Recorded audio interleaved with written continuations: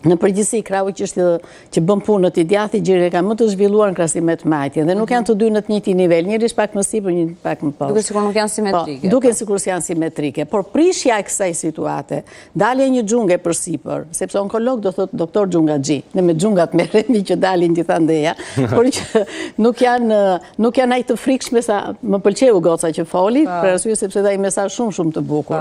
Kështu që duke parë që mund të ketë një grobëzim, mund të ketë një fryrje përsipër si tip xhunge, mund të ketë një kullim gjaku ose të shplara mishi nga thithi, mund të ketë një ndryshim të sqetullës, sepse fillon del një gjendje që është stadivonët, ajo nuk dua të arrijë deri aty. Prandaj është mirë që përveç ekzaminimit që vetë përmbas ciklit menstrual, vajza ose gruaja është mirë që të bëj patjetër një vizitë klinike. Dhe nëse bën një vizitë klinike, atëherë mjeku është ai që rekomandon se çfarë duhet bëjmë më tutje. Unë jam shumë konservative dhe në rekomandimet e mamografisë, sepse mamografia ka gjarë rezatim, dhe sa më shpesh të bëhet, aq më ndikim negativ. Lejohet një herë në vit? Jo, mund të bëhet një herë në 2 vjet në bazë të asaj që mjeku dyshon.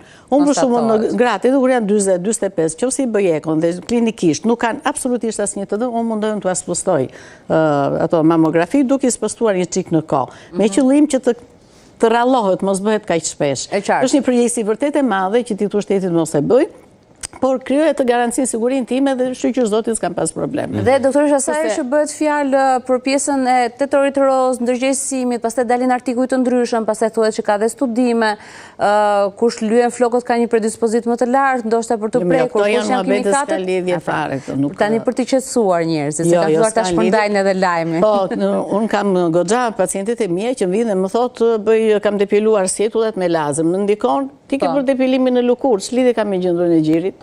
Sikur se i bën te këmbët, e bën vende të tjera, kështu që nuk ka ndonjë lidhje të tillë. Këtu të vazhdojnë jetën e tyre pas një problem. E vetmja gjë është ato që ne folëm, faktorët që folëm që në fillim, edhe ekzaminimet sa më të shpeshta.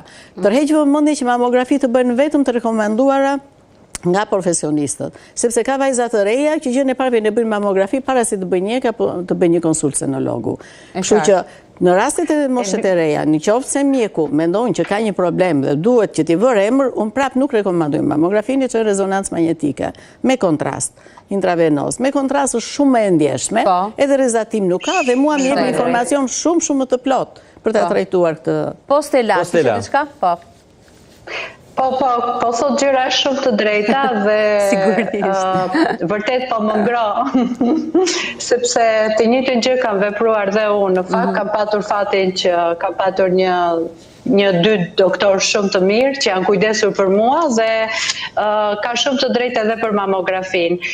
Unë thjesht nuk i them asnjëherë jo ftesave që më bëhen në televizion, edhe pse jam shumë e ngarkuar si nga jeta familjare, punën, atë ilaçin tim që pi çdo ditë, por që e preferoj këtë ftesë dhe dua të dal thjesht për të qetësuar gjithë zonjat. Tani teknologjia, shkenca ka përparuar shumë. Një doktoresh më ngrohu shumë dhe më tha që pak a shumë tumori në gjë do hiqet nga kodi kuq për faktin sepse në momentin që kapet në fillim, terapitë janë shumë të mira dhe efektive. Kështu që unë gjithmonë them dhe rithem, bëni një kontroll, thjesht një eko si fillim. Nuk u mbisni asnjë gjë dhe në momentin që e kapim në fillim do duket si një ëndër e keqe. Stella, ndërkohë, pikërisht e kjo përditshmëria dhe tek të vazhduarit të përditshmërisë siç e ke pasur më përpara. Tashmë je më strikte në të gjithë mënyrën se si ti organizon jetën edhe ditën tënde. Edhe çfarë ha? Ja ke lejuar vetes, po çfarë konsumon gjatë ditës? Ja ke lejuar vetes mbase ndonjë teprim apo je gjithë kohë strikt? Unë kam qenë gjithmonë gjermane, në thonjza, kam qenë shumë strikte në mënyrën e të ushqyerit. Gjithmonë pyetjen e parë që më bën në fillim ishte që ha ëmbëlsira. Unë ëmbëlsira të them drejtën nuk i dua si person, nuk është se i kam ngrënë ndonjëherë dhe vazhdoj mos t'i ha.